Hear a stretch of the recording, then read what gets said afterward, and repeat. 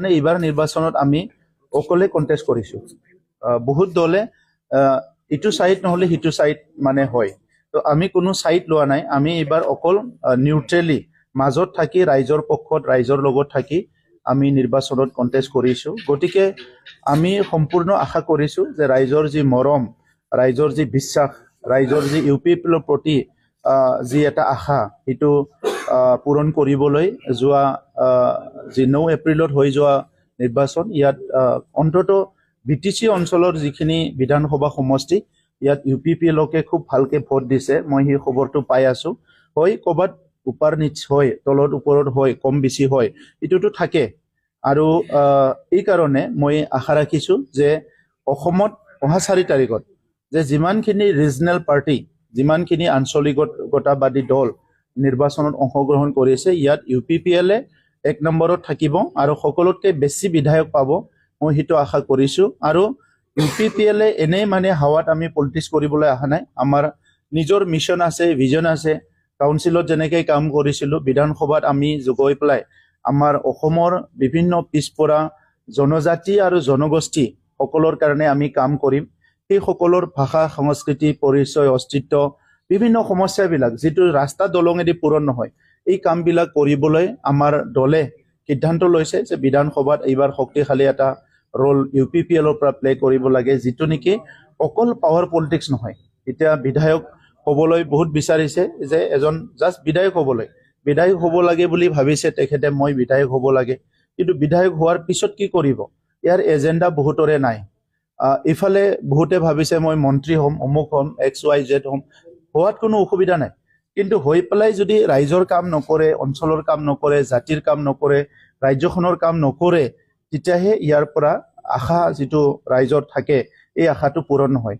আৰু এনেকুৱা হ'লে আমাৰ দেশখন দুই চাইডে, এটা হ'ল গণতন্ত্ৰৰ ভিতৰত, বিশ্বৰ ভিতৰত সবচে সৰ্বশ্ৰেষ্ঠ গণতন্ত্ৰ বুলি কয়, সেই দিশতো আমি পিছ পৰি যাম। আনপিনেদি আজি বিশ্বখন অৰ্থনীতিভাৱে, শিক্ষাৰ দিশত, বিভিন্ন দিশত যেনেকৈ আগুৱাই গৈছে টেকনলজিত, সেইফালেও আমি পিছ পৰি যাম। তো সেইকাৰণে যিসকলে নিৰ্বাচন খেলিছে সকলোকে মই শুভেচ্ছা জনাইছোঁ। খালি মোৰ অনুৰোধটো সেইটোৱে যে যি দলৰে নহওক, য'ৰ পৰাই নাহক, তেখেতসকলে যাতে বিধানসভাত আহি ৰাইজৰ কাৰণে কাম কৰে আৰু ৰাজ্যখনত যাতে কোনো ধৰণৰ সমস্যা নাহে, ইয়াত সকলো যাতে ৰোল লয়, সেইটোৰ কাৰণে মই অনুৰোধ কৰিম।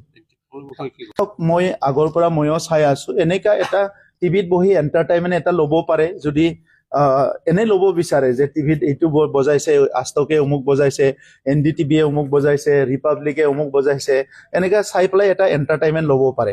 যদি এজন নাগৰিক হিচাপে ভাবিবলৈ বিচাৰে, এজন দেশৰ এজন শুভচিন্তক হিচাপে যদি মই ক'ব বিচাৰোঁ, তেনেকুৱা এক্সিট পলবিলাকে এটা মাৰ্কেটিঙৰ বাহিৰে একো নহয়। এইটো মানে ইমান ব্যস্ত কৰি ৰাখে 2 দিন 3 দিন মানুহবিলাকক, আৰু সেইটো লৈ পেলাই গোটেই মানুহবিলাকে হিচাপ নিকাচবিলাক কৰি থাকে। কিন্তু নিৰ্বাচনটোতো হৈ গ'ল 9 এপ্ৰিলত। 9 এপ্ৰিলত ৰাইজে ভোট দিলে, ৰাইজৰ ভোট এতিয়া EVM মেচিনত আছে। তো EVM মেচিনত কাউণ্টিং হ'ব অহা 4 মে'ত।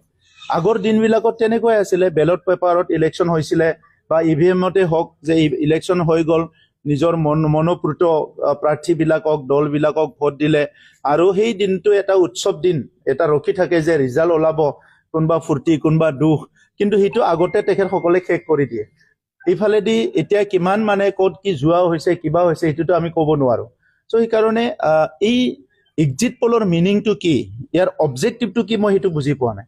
ইমান হুলস্থুলীয়া মেল মিটিং কৰি, ৰেলী কৰি, ডাঙৰ ডাঙৰ ভাষণ দি, টকা পইচা খৰচ কৰি, প্ৰাৰ্থী পাৰ্টি চবেই ওলাই যোৱা 1 মাহ ধৰি ইমান কষ্ট কৰিলে, আৰু যদি এনেকা যদি একদিনতে টিভি চেনেলত বহি যদি চবে কৈ দিব পাৰে যে অমুকে ইমান পাব, অমুকে ইমান পাব, এইটোতো গোটেই মানে মিনিংটোৱে মই ধৰিব পৰা নাই যে এইটো কি লাভ হ'ব, কাৰ লাভ হ'ব এইটো দি।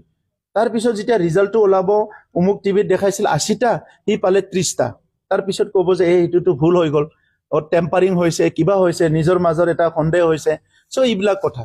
গতিকে আজি কিছুমান সংস্কাৰ ইলেকশ্যন কমিশ্যনৰ কৰিব লগা আছে, যে মানুহে লাহে লাহে আঙুলি উঠায় যে তাত টেম্পাৰিং হৈছে, তাত EVM টেম্পাৰিং কৰিছে, অমুক কৰিছে, তমুক কৰিছে, এইবিলাক যে আঙুলি উঠাই আছে, অমুকত অমুক হৈছে, CCTV কেমেৰাত অমুক আহিছে, এইবিলাকহে সংস্কাৰ কৰিব লাগে। কাৰণ বিশ্বৰ ভিতৰত সৰ্ববৃহৎ লোকতন্ত্ৰ এটা দেশত ইয়াৰ যদি নিৰ্বাচনটো যদি নিৰ্বাচন আয়োগে ভালকে কৰিব পৰা নাই আৰু আমাৰ দেশৰ নেতাবিলাকে বা ৰাজ্যৰ নেতাবিলাকে কোনোবাই যদি নিজৰ ক্ষমতাটোত অটুট থাকিবৰ কাৰণে কোনোবা বেয়া চিন্তা কৰিছে সেইটোহে দুখৰ বিষয় গতিকে দেশ এখন হাৱাত আগুৱাই যাব নোৱাৰে দেশ এখন ইয়াৰ ফাউণ্ডেশ্যনটো ষ্ট্ৰং হ'ব লাগিব আজি বিশ্বত বিভিন্ন দেশবিলাক আমি কলাপছ হোৱা দেখিছোঁ বিভিন্ন দেশ উঠি অহা দেখিছোঁ যে যি দেশৰ ওপৰত আমি কোনো তেনেকুৱা ধৰা চিন্তা কৰা নাই এই দেশবিলাকো কলাপছ হোৱা দেখিছোঁ কিছুমান বিশ্বত এনেকুৱা মানে দবাই থকা নেতাবিলাকৰ কিছুমান কাণ্ড কাৰখানাবিলাক কেতিয়াবা ওলাই যায় সেইটো দেশৰ মানুহৰ কাৰণে খুব এটা